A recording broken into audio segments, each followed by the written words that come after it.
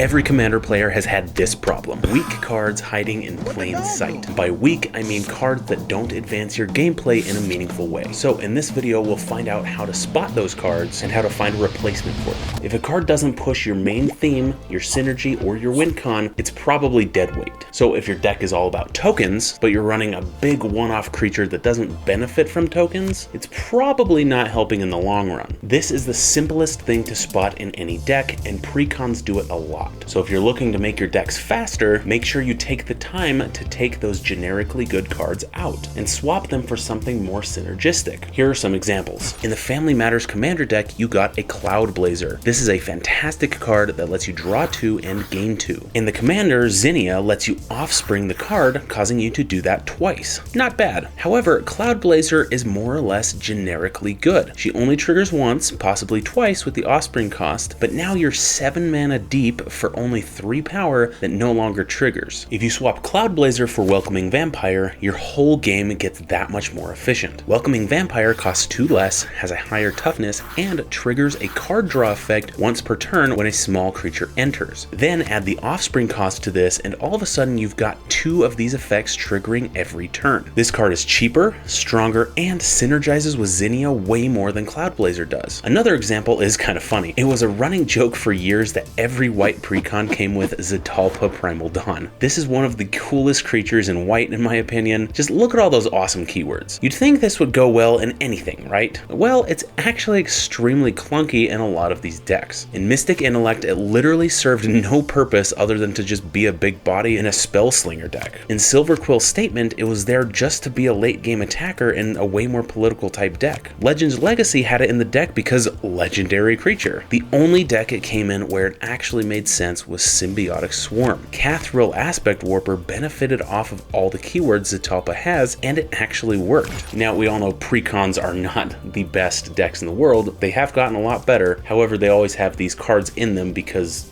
you know, that's just how they go. But all that to say, a lot of creatures are generically good, but you need to take a step back and ask yourself, is this actually working towards my end game plan? And as you continue to remove cards from your deck, you should start to track your dead draws. So after a few games, keep track of all the cards you draw that you're not happy getting. If every time you draw it and you think to yourself, ugh, not this again, that is a weak card signal. This could be that you don't like how it works, or it could be that you personally just don't like the card, but either way, this is a sign of a weak card. Here's a tip. After each of these games that you draw these cards, jot down in your phone what you don't like, and you'll find that these patterns start to emerge that match with your playstyle and the cards that you're not happy with. So we need to match what our deck is trying to do. Here's a deck I've worked on countlessly for the last 7 to 8 years. Sidisi Brood Tyrant is a deck that wants creatures to enter your graveyard from your library. She then makes a free zombie creature token. When I built this deck, at first it was just a zombie tribal deck is what I told myself, and it technically still is. But after playing a few games with friends, I realized something was off. Someone pointed out that almost every time I milled myself, I never had any creatures entering the graveyard. And when I went back through the deck, I found that only 29% of the deck was even creatures. I had so many zombie good stuff cards that didn't work for Sidisi specifically. I went through and swapped most of the cards that didn't make sense in the deck. I want to mill creatures specifically with my commander, so I added more, swapping Mind Stone for Birds of Paradise, Cultivate for Sakura Tribelder, and like Aid the Fallen for Gravedigger. Now, do all these mana costs even out all the time?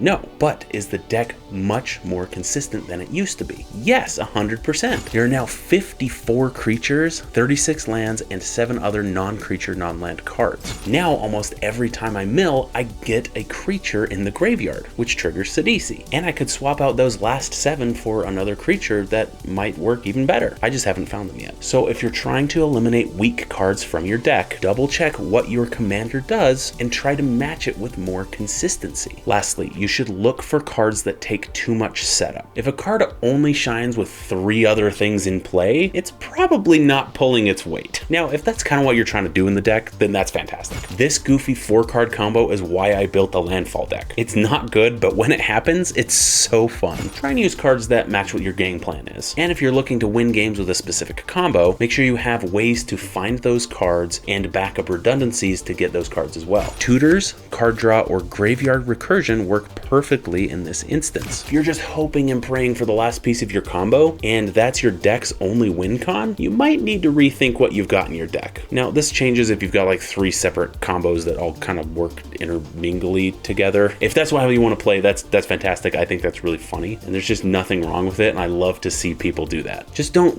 whine at the end of the game if you just couldn't find your last combo piece. I won't feel bad for you. And there's probably definitely something wrong with the deck if you're trying to get this combo to work and then it just doesn't work and you're whining and complaining every single game. Yeah, nobody likes that. Now, if you're skeptical about all of this, take out that card or those cards and play a few games without them. If your deck feels smoother and you don't even notice those cards are gone, that's your answer. By seeking and eliminating weak cards in your deck, you'll be able to have more deck synergy, better deck health, and more cohesive games. And if you're looking for any rules explanations, my playlist here goes over a ton of different rules and I update it all the time. Now, I'll see you next week for your weekly dose of magic.